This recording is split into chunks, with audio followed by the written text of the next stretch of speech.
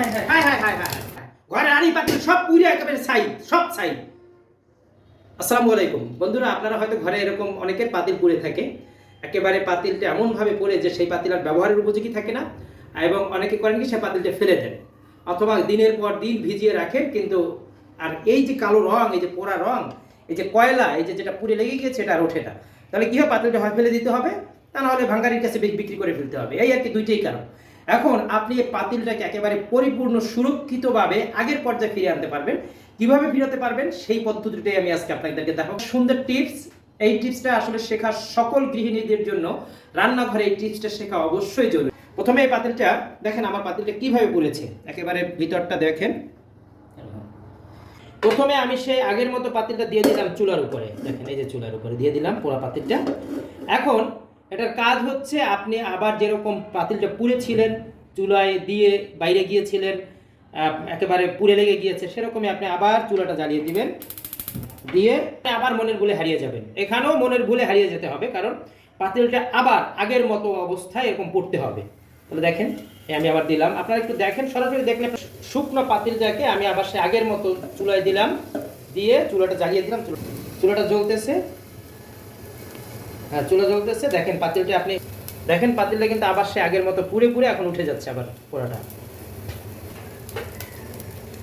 পাতিলটা কিন্তু আবার সে এমনভাবে ধোয়া উঠতেছে যে মনে হয় যেন পাতিলটা আবার আগুন লেগে গিয়েছে, কিন্তু এরকম ধোয়া উঠতে দিতে হবে, একেবারে ধোঁয়ায় আচ্ছন্ন হয়ে যাবে। তারপরও আপনার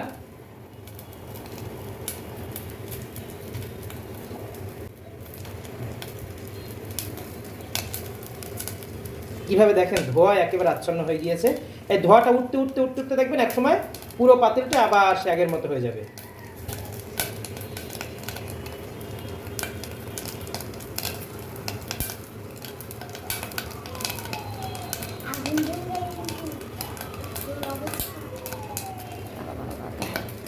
দেখেন ধোঁয়া উঠতেছে একেবারে।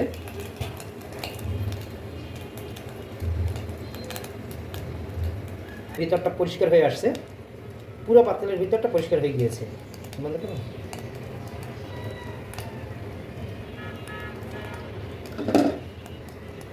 দেখেন পাতিলটা সে পুরো আগের মতো কিন্তু হয়ে যাচ্ছে। এটাকে যথেষ্ট পরিমাণে পুড়তে দিতে হবে।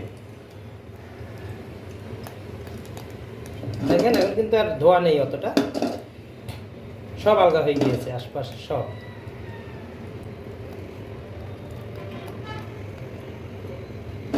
দেখেন যে যে পাশ দিচ্ছি সেই পাশ একেবারে পরিষ্কার হয়ে আসতেছে।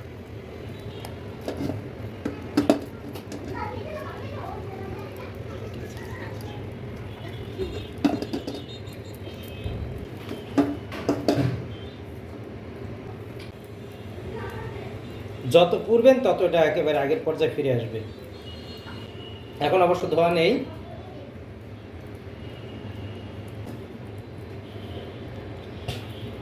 পুরো চারদিকটা এখন সাদা হয়ে যাবে ভিতরের মতো। দেখছেন ভিতরটা যেরকম সাদা হয়ে গিয়েছে, এরকম আমি সেই পর্যন্ত পুড়তে হবে এটাকে।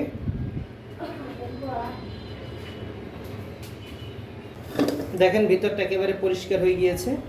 এখন এই যে পাশে যেটা আছে এটাও পরিষ্কার হয়ে যাবে। এখন এটাকে চুলা অফ করে দিলাম। এটাকে এখন ভীম অথবা স্কাবার দিয়ে ঘষলে একেবারে আগের মতো পাতিলটা নতুন হয়ে যাবে, একেবারে আগের মতো হয়ে যাবে। দেখেন যে পুরো সব কিছু উঠে গিয়েছে। ধন্যবাদ।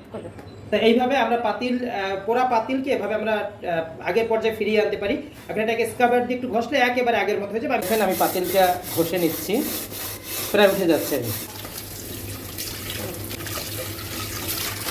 এইভাবে যদি কারো পাতিল ঘরে পুড়ে থাকে, এবং অনেকেই এই পাতিল পোড়া পাতিল নিয়ে খুব সমস্যায় পড়ে যান, তাহলে এই পদ্ধতিটা অবলম্বন করে দেখবেন যে একেবারে পারফেক্ট একটি পদ্ধতি, যে পদ্ধতিতে আপনি একটা পোড়া পাতিলকে আবার আগের পর্যায়ে ফিরে নিয়ে আসতে পারবেন। তাহলে বন্ধুরা এইটা ট্রাই করে দেখবেন। ভালো থাকবেন, আমাদের চ্যানেলটা সাবস্ক্রাইব করবেন, শেয়ার করবেন, ভিডিওগুলো লাইক করবেন, ভালো লাগলে কমেন্ট করে জানাবেন। ধন্যবাদ সবাইকে, আসসালামু আলাইকুম।